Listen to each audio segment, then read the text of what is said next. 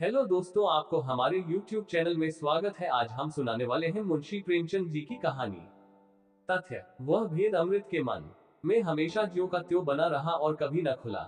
न तो अमृत की नजरों से, न उसकी बातों से और न रंग ढंग से ही पूर्णिमा को कभी इस बात का नाम कभी भ्रम हुआ कि साधारण पड़ोसियों का जिस तरह बर्ताव होना चाहिए और लड़कन की दोस्ती का जिस तरह निभाव होना चाहिए, उसके सिवा अमृत का मेरे साथ और किसी प्रकार का संबंध है या हो सकता है।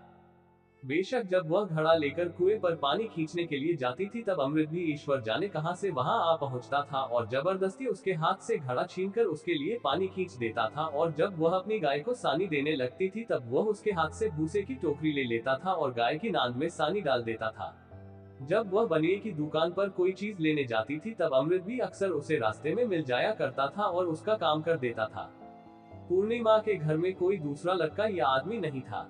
उनके पिता का कई साल पहले परलोकवास हो चुका था और उसकी मां पर्दे में रहती थी। जब अमृत पढ़ने जाने लगता, तब पूर्णिमा के घर जाकर पूछ लिया करता कि बाजार से कुछ मंगवाना तो नहीं है।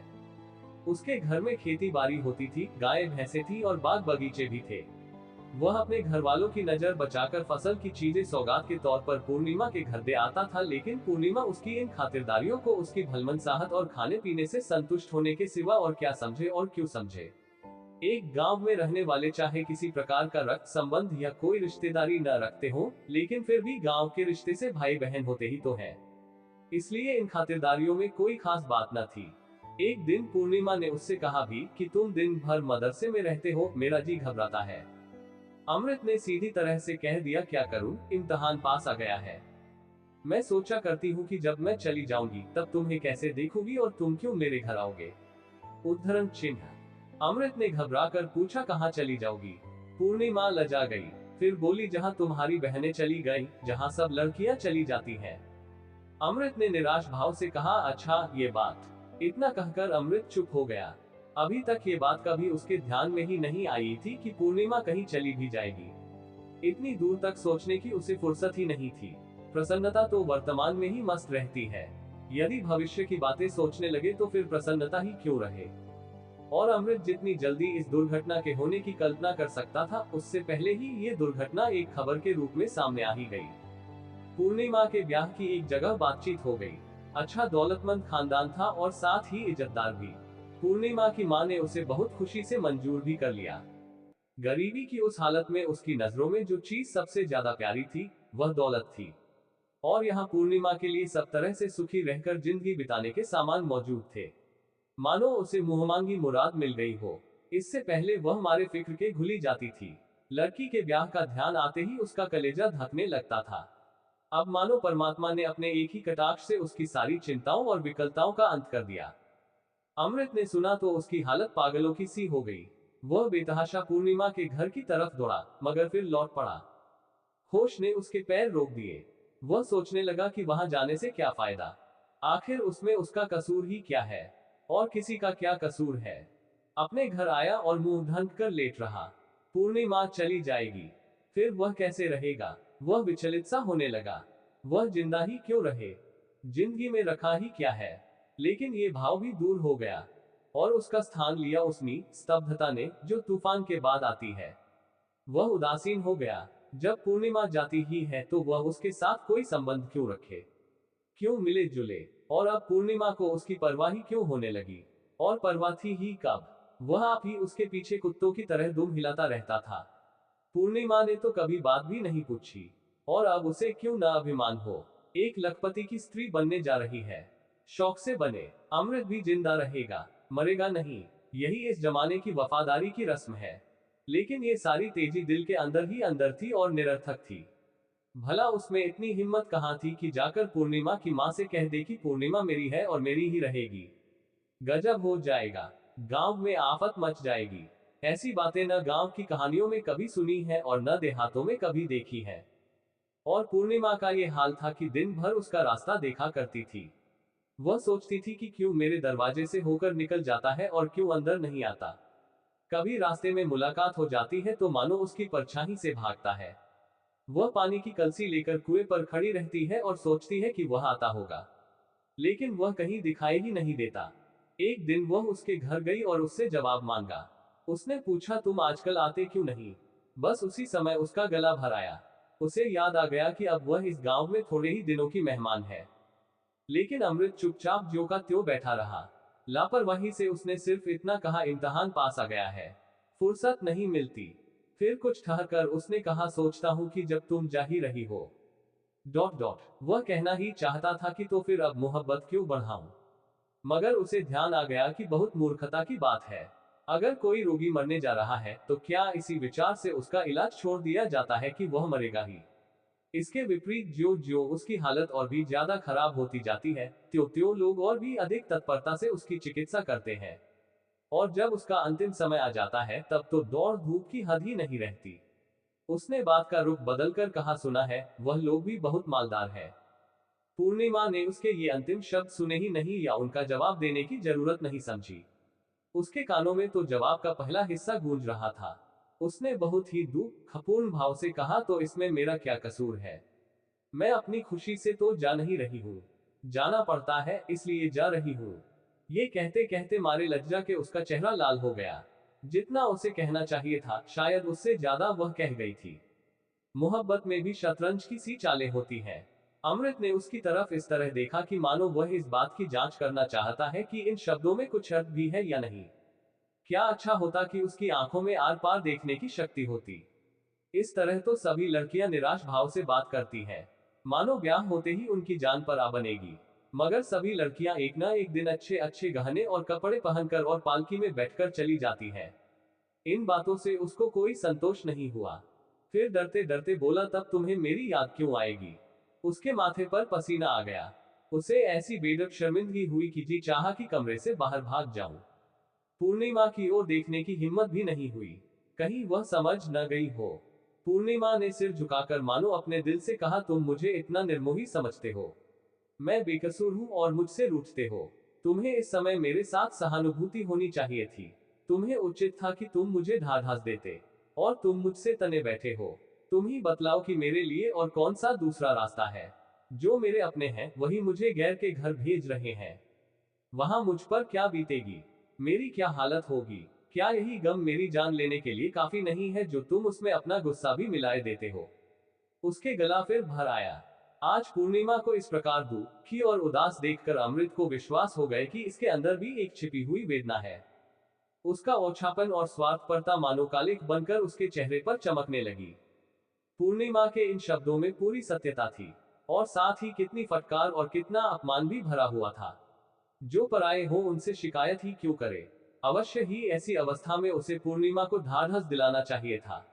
यह उसका कर्तव्य उसे बहुत प्रसन्नता के साथ पूरा करना चाहिए था। पूर्णिमा ने प्रेम का एक नया आदर्श उसके सामने रख दिया था और उसका विवेक इस आदर्श से बचकर नहीं निकलने देता था। इसमें संदेह नहीं कि प्रेम भी एक स्वार्थ त्याग है, परंतु बहुत बड़ा और जिगर को जलाने वाला है। उसने लज्जित होकर कहा, माफ करो पूर्णिमा, मेरी भूल थी, बल्कि बेवकूफी थी।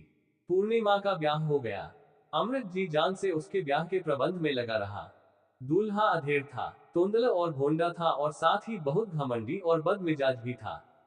लेकिन अमृत ऐसी तत्परता से उसकी खातिरदारी कर रहा था कि मानो वह कोई देवता हो और उसकी एक ही मुस्कुराहट उसे स्वर्ग में पहुंचा देगी। पूर्णिमा के साथ बातचीत करने का अमृत को अवसर ही नहीं मिला। और न उसने अवसर निकालने का कोई प्रयास किया। वह पूर्णिमा को जब देखता था तब वह रोती ही रहती थी। और अमृत आंखों की जबान से जहां तक हो सकता था बिना कुछ कहे ही उसे जितना ढाढ़स और तसल्ली दे सकता था वह देता था और उसके प्रति सहानुभूति दिखलाता था। तीसरे दिन पूर्णिमा रो धोकर ससुराल विदा हो गई। अमृत ने उसी दिन शिवजी के मंदिर में जाकर परम निष्ठा तथा भक्ति से भरे हुए दिल से प्रार्थना की कि पूर्णिमा सदा सुखी रहे। जब नया और ताजा गम हो तो फिर इधर उधर के और फालतू विचारों का भला कहाँ प्रवेश हो सकता है। दुख तो आत्मा के रोगों का नाशक है, परंतु मन में उसे एक तरह की शून्यता का अनुभव हो रहा था। मानो अब उसका जीवन उजाड़ हो गया था। अब उसका कोई उद्देश्य या कोई कामना नहीं रह गई थी। 3 बरस बाद पूर्णिमा फिर मैके आई। इस बीच में अमृत का भी ब्याह हो गया था। और जीवन का जुआ गर्दन पर रखे हुए लकीर पीटता चला जा रहा था। परंतु उसके मन में एक ऐसी अस्पष्ट सी वासना दबी हुई थी जिसे वह कोई स्पष्ट रूप नहीं दे सकता था। वह वासना थर्मामीटर के पारे की तरह उसके अंदर सुरक्षित थी। अब पूर्णिमा ने आकर उसमें गर्मी पैदा कर दी थी और वह पारा चक्कर सरसाम की सीमा तक जा पहुंचा था। उसकी गोद में 2 बरस का एक प्यारा सा बच्चा था। अमृत उस बच्चे को दिन रात मानो गले से बांधे रहता था। वह सवेरे और संध्या उसे गोद में लेकर टहलने जाया करता था और उसके लिए बाजार से तरह तरह के खिलौने और मिठाइयां लाया करता था। सवेरा होते ही उसके जलपान के लिए हलवा और दूध लेकर पहुंचा जाता था। उसे नहलाता धुलाता और उसके बाल साफ करता था। उसके फोड़े फुंसियां धोकर उन पर मलहम लगाता था। ये सभी सेवाएं उसने अपने जिम्मे ले ली थी। बच्चा भी उसके साथ इतना हिल मिल गया था कि पल भर के लिए भी उसका गला न छोड़ता था। यहाँ तक कि कभी कभी उसी के पास सो भी जाता था और पूर्णिमा के आकर बुलाने पर भी उसके साथ नहीं जाता था। अमृत पूछता, तुम किसके बेटे हो? बच्चा कहता, तुम्हारे। अमृत मारे आनंद के मतवाला होकर उसे गले से लगा लेता था। पूर्णिमा का रूप अब और भी निखर आया था। कली खिलकर फूल हो गई थी। अब उसके स्वभाव में अहमन्यता और अभिमान आ गया था और साथ ही बनाव श्रृंगार से प्रेम भी हो गया था। सोने के गहनों से सजकर और रेशमी साड़ी पहनकर अब वह और भी अधिक आकर्षक हो गई थी और ऐसा जान पड़ता था कि मानो वह अमृत से कुछ बचना चाहती है। बिना कोई विशेष आवश्यकता हुए उससे बहुत कम बोलती है और जो कुछ बोलती भी है वह इस ढंग से बोलती है कि मानो अमृत पर कोई एहसान कर रही है। अमृत उसके बच्चे के लिए इतनी जान देता है और उसकी फरमाइशों को कितने शौक से पूरा करता है, लेकिन ऊपर से देखने पर यही जान पड़ता था कि पूर्णिमा की निगाहों में उसकी इन सब सेवाओं का कोई मूल्य ही नहीं था। मानव सेवा करना अमृत का कर्तव्य ही है और वह कर्तव्य उसे पूरा करना चाहिए। इसके लिए वह किसी प्रकार के धन्यवाद या कृतज्ञता का अधिकारी नहीं है।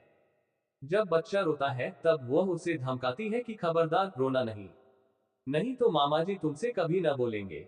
और इतना सुनते ही बच्चा चुप हो जाता है। जब उसे किसी चीज की जरूरत होती है तब वह अमृत को बुलाकर मानो आज्ञा के रूप में उससे कह देती है और अमृत भी तुरंत उस आज्ञा का पालन करता है, मानो वह उसका गुलाम हो। और वह भी शायद यही समझती है कि मैंने अमृत से गुलामी का पट्टा लिखा लिया है। 6 महीने मैके रहकर पूर्णिमा फिर ससुराल चली गई। अमृत उसे पहुंचाने के लिए स्टेशन तक आया था। जब वह गाड़ी में बैठ गई तब अमृत ने बच्चा उसकी गोद में दे दिया। अमृत की आंखों से आंसू की बूंद टपक पड़ी और उसने मुंह फेर लिया और आंखों पर हाथ फेरकर आंसू पोंछ डाला। पूर्णिमा को अपने आंसू कैसे दिखलाए, क्योंकि उसकी आंखें तो बिल्कुल खुश्क थीं। लेकिन फिर भी उसका जी नहीं मानता था। वह सोचता था कि न जाने अब फिर कब मुलाकात हो। पूर्णिमा ने कुछ अभिमान के साथ कहा, बच्चा कई दिन तक तुम्हारे लिए बहुत हुर्केगा। अमृत ने भरे हुए गले से कहा, मुझे तो उम्र भर भी इसकी सूरत नहीं भूलेगी। कभी कभी एक आध पत्र तो भेज दिया करो। भेजूंगा, मगर मैं जवाब नहीं दूंगी, ये समझ लो। मत देना, मैं मांगता तो नहीं, मगर याद रखना। गाड़ी चल पड़ी। अमृत उसकी खिड़की की ओर देखता रहा। गाड़ी के कोई एक फरलांग निकल जाने पर उसने देखा कि पूर्णिमा ने खिड़की से सिर निकालकर उसकी तरफ देखा और फिर बच्चे को गोद में लेकर उसे जरा सा दिखला दिया। अमृत का हृदय उस समय उड़कर पूर्णिमा के पास पहुंच जाना चाहता था। वह इतना प्रसन्न है कि मानो उसका उद्देश्य सिद्ध हो गया हो। उसी वर्ष पूर्णिमा की मां का देहांत हो गया। पूर्णिमा उस समय सफर में थी। वह अपनी मां को अंतिम समय न देख सकी। जहां तक हो सकता था अमृत ने पहले तो उसकी पूरी चिकित्सा की और उसके मर जाने पर उसका क्रियाकर्म भी कर दिया। ब्राह्मणों को भी और बिरादरी वालों को भी भोजन कराया, मानो स्वयं उसी की मां मर गई हो। स्वयं उसके पिता का देहांत हो ही चुका था, इसलिए वह आप ही अपने घर का मालिक हो गया था। कोई उसका हाथ पकड़ने वाला नहीं था। पूर्णिमा अब किस नाते से मैके आती, और फिर अब उसे इतनी फुर्सत कहाँ थी। अपने घर की मालकिन थी, घर किस पर छोका आती। उसे 2 बच्चे और भी हुए। पहला लड़का बड़ा होकर स्कूल में पढ़ने लगा, छोटा देहात के मदरसे में पढ़ता था। अमृत साल में एक बार नाई को भेजकर उन सब की खैर सल्ला मंगा लिया करता था।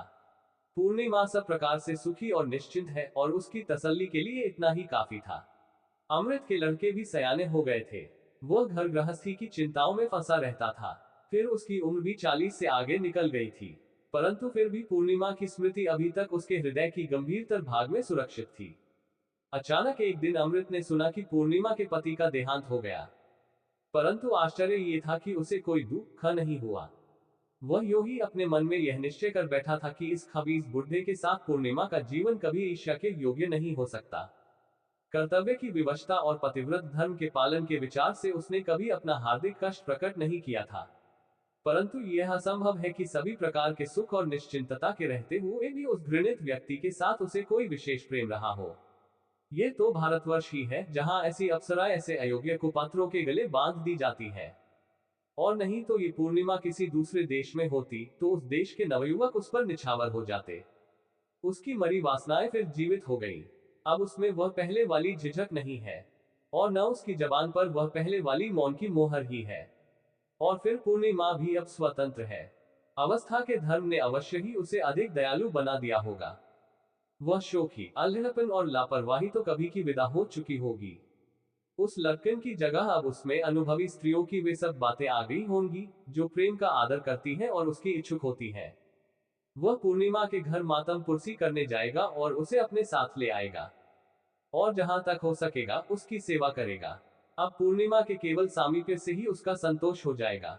वह केवल उसके मुंह से ये सुनकर ही हार्दिक संतोष प्राप्त करेगा कि वह भी उसे याद करती है, अब भी उससे वही बचपन का सा प्रेम करती है।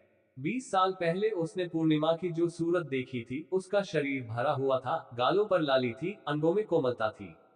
उसकी खींची हुई ठोड़ी थी जो मानो अमृत के भरे हुए कुंड के समान थी। उसकी मुस्कुराहट मादक थी। बस उसका वही रूप अब भी बहुत ही थोड़े परिवर्तन के साथ उसकी आंखों में समाया हुआ था।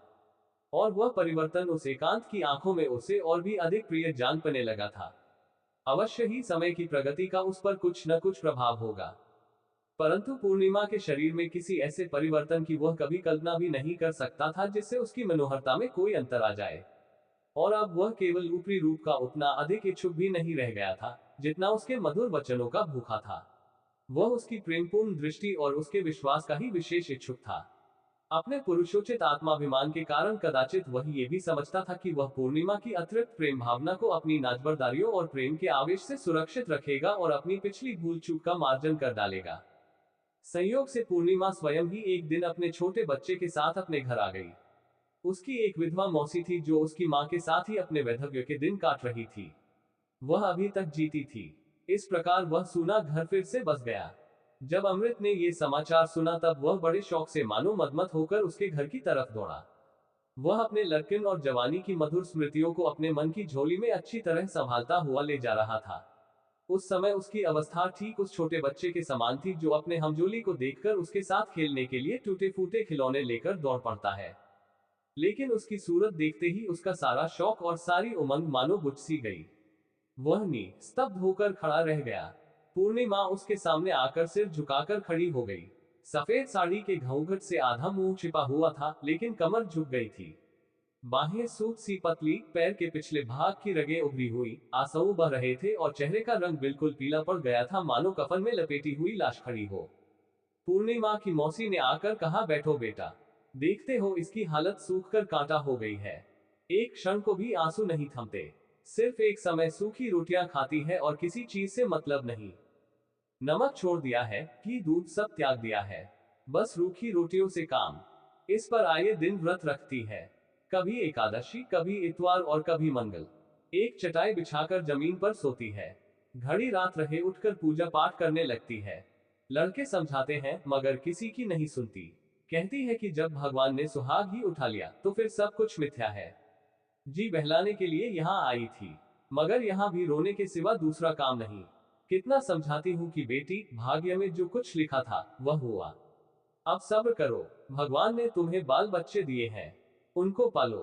घर में ईश्वर का दिया सब कुछ है। चार को खिलाकर खा सकती हो। मन पवित्र होना चाहिए। शरीर को दुख देने से क्या लाभ। लेकिन सुनती ही नहीं। अब तुम समझाओ तो शायद माने। अमृत ऊपर से देखने में तो स्तब्ध, परंतु अंदर हृदय विदारक वेदना छिपाए हुए खड़ा था। मानो जिस नींव पर उसने जिंदगी की इमारत खड़ी की थी वह हिल गई हो। आज उसे मालूम हुआ कि जन्म भर उसने जिस वस्तु को तथ्य समझ रखा था वह वास्तव में मृत तृष्णा थी अथवा केवल स्वप्न था।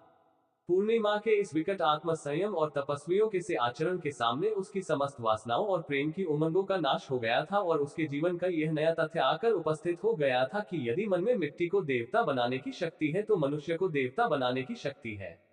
पूर्णिमा उसी घृणित मनुष्य को देवता बनाकर उसकी पूजा कर रही थी। उसने शांत भाव से कहा, तपस्विनी को हम जैसे स्वार्थी लोग कैसे समझा सकते हैं मौसी। हम लोगों का कर्तव्य इसके चरणों पर सिर झुकाना है, इसे समझाना नहीं। पूर्णिमा ने मुंह पर का घूंघट हटाते हुए कहा, तुम्हारा बच्चा तुम्हें अभी तक पूछा करता है